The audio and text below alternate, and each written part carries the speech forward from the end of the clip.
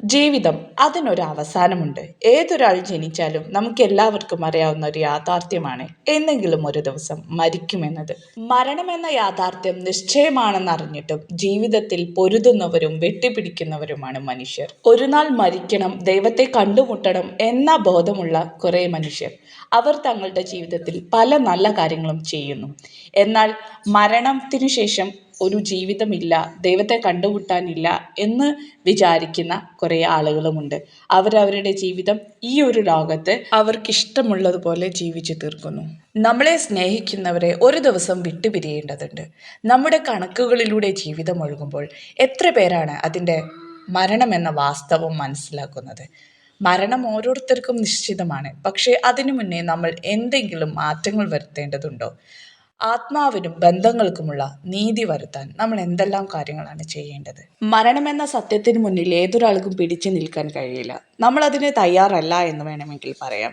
മരണമില്ലാത്ത ഒരു ജീവിതം നമുക്ക് തോന്നുന്നുവെങ്കിലും ഓരോ ശ്വാസത്തിനൊപ്പവും നമ്മുടെ ജീവിതം കുറയുകയാണ്.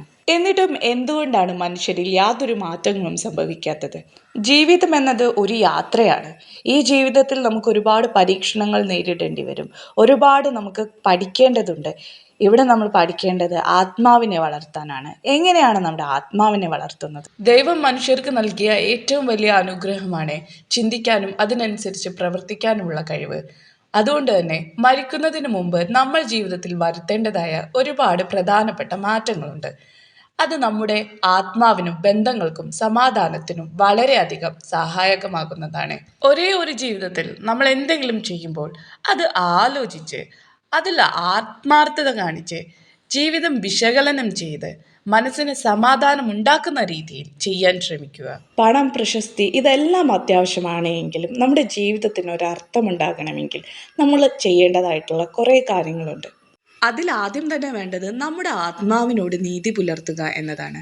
നമ്മുടെ ആഗ്രഹങ്ങളും നമ്മുടെ വഴികളും നമ്മുടെ ആത്മവിശ്വാസവും നമ്മൾ മറ്റുള്ളവർക്ക് വേണ്ടി ജീവിക്കുന്നതും എന്ന കാര്യങ്ങളെല്ലാം നമ്മൾ ചിന്തിച്ച് യഥാർത്ഥമായ ജീവിതം തിരഞ്ഞെടുക്കേണ്ടത് അത്യാവശ്യമായ കാര്യമാണ്.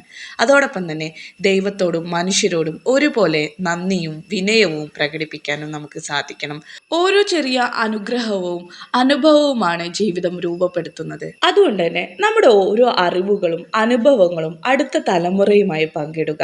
കഥകളും പാഠങ്ങളും മറ്റുള്ളവർക്ക് പ്രകാശമാകാം. അനാവശ്യ കാര്യങ്ങളിൽ നിന്നും സ്വാതന്ത്ര്യം നേടുക എന്നത് മറ്റൊരു പ്രധാന കാര്യമാണ്.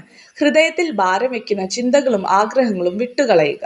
സന്തോഷം നൽകുന്ന കാര്യങ്ങൾ മാത്രം ചെയ്യാൻ ശ്രമിക്കുക. പാട്ടുപാടുക, പ്രകൃതിയിൽ മരങ്ങൾ നടുക, പുസ്തകങ്ങൾ വായിക്കുക, സേവനം ചെയ്യുക. ആത്മാവിന് ആഹ്ലാദം നൽകുന്ന പല കാര്യങ്ങളും നമുക്ക് ചെയ്യാനുണ്ട്.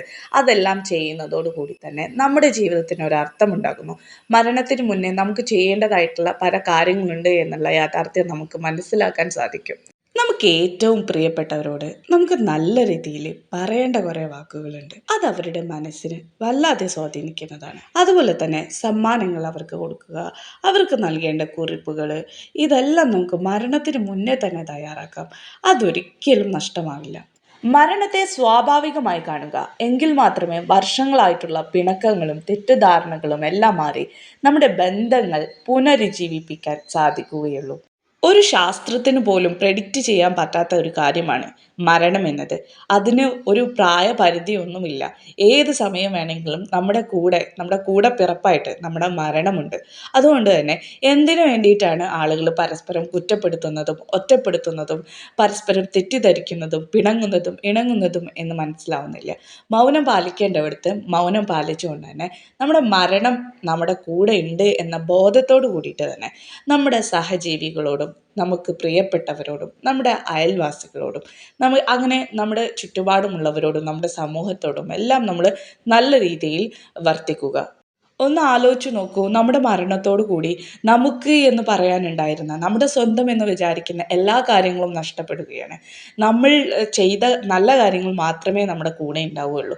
അതുകൊണ്ട് ഈ ഒരു ജീവിതത്തിൽ നിങ്ങൾ ആരോടെങ്കിലും പിണക്കമോ തെറ്റിദ്ധാരണയോ അങ്ങനെ എന്തെങ്കിലും വെച്ച് പുലർത്തുന്നുണ്ടെങ്കിൽ അതെല്ലാം ഈ ഒരു നിമിഷം കൊണ്ട് നിങ്ങളുടെ മനസ്സിൽ നിന്ന് പാടെ എടുത്തു കളയുക.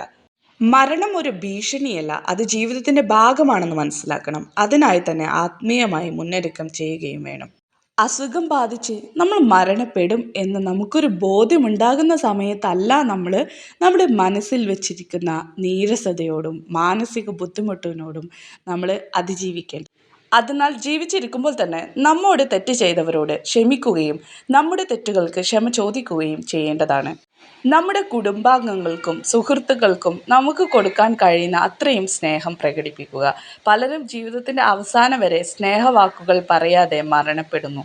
ഇത് ഓരോരുത്തർക്കും വ്യത്യസ്തമായ അനുഭവമാകാം. പക്ഷേ ഈ മാറ്റങ്ങൾ ജീവിതം സ്മൃതമാക്കുകയും മരണത്തെ സ്വാഭാവികതയോടെ കാണാൻ നമ്മളെ സഹായിക്കുകയും ചെയ്യും. ഇനി ഒറ്റ വാക്കിൽ കുറച്ച് കാര്യങ്ങൾ പറയാം. നമ്മൾ കൂടുതൽ സമയവും നമ്മുടെ ഫാമിലിയോട് കൂടിയിട്ട് തന്നെ ചിലവഴിക്കാൻ ശ്രദ്ധിക്കുക. കരിയർ പിന്നെയും ഉണ്ടാകും. അമ്മയെയും അച്ഛനെയും നമുക്കൊരിക്കലും പിന്നെ തിരിച്ചു കിട്ടില്ല. അവരോട് നമ്മൾ കൂടുതൽ സമയം, നമ്മുടെ കൂട്ടുകാരേക്കാൾ കൂടുതൽ സമയം നമ്മുടെ അച്ഛൻ്റെയും അമ്മയുടെയും ഒപ്പം ചിലവഴിക്കാൻ ശ്രമിക്കുക.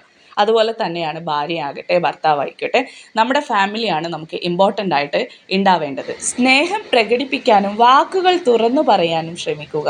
സ്നേഹിക്കുന്നു എന്ന് ഒരിക്കൽ പോലും പറയാതെ പോയ ജീവിതങ്ങൾ എത്രയാണ്. പുതിയ ബന്ധങ്ങൾ സൃഷ്ടിക്കുന്നതോടൊപ്പം തന്നെ പഴയ ബന്ധങ്ങൾ നന്നാക്കാനും ശ്രമിക്കുക. ഒരു ഫോൺ കോൾ മാത്രം മതി അകലെയുള്ള നമ്മുടെ ബന്ധങ്ങളെ കൂട്ടിച്ചേർക്കാൻ. അഹങ്കാരം ഉപേക്ഷിക്കുക. ഒരു നല്ല വാക്കുപോലും പറയാൻ കഴിയാത്തത് അഹങ്കാരം തന്നെയല്ലേ? നമ്മളെ അത് ദുഃഖിപ്പിക്കുന്നു. ജീവിതം ലളിതമാക്കുക എന്നത് മറ്റൊരു പ്രധാന കാര്യമാണ്. ഒരുപാട് കൂട്ടിച്ചേർക്കേണ്ടതില്ല. കുറച്ച് ആത്മസന്തോഷം മാത്രമേ നമുക്ക് വേണ്ടതുള്ളൂ. അത് നമ്മൾ നന്നായി പഠിക്കുകയും വേണം. സേവന മനോഭാവം വളർത്തുക.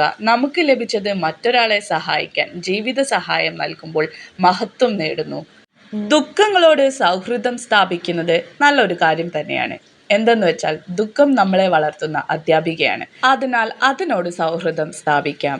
ദൈവത്തോട് അടുക്കാൻ ശ്രമിക്കുക എന്നത് മറ്റൊരു പ്രധാന കാര്യമാണ്. ഒന്ന് ചിന്തിച്ചാൽ നമ്മുടെ ജീവിതം തന്നെ ദൈവം തന്ന വരദാനമാണ്. നമ്മൾ ദൈവത്തോട് ചെയ്യേണ്ട ഒരുപാട് കാര്യങ്ങളുണ്ട്. ദൈവം പറഞ്ഞതുപോലെ നമ്മൾ ജീവിക്കുകയാണെങ്കിൽ നമ്മുടെ ജീവിതം അടിപൊളിയാകും. നാം പലതും നേടുന്നു. എന്നാൽ ആദ്യം നേടേണ്ടത് ദൈവത്തിൻ്റെ സ്നേഹവും പ്രീതിയുമാണ്. ആത്മാവിൻ്റെ സമാധാനം അവിടെയാണ്. മുക്തിയും മനസ്സിൻ്റെ ശാന്തതയും. മരണത്തെ ഒരിക്കലും ഭയപ്പെടരുത്.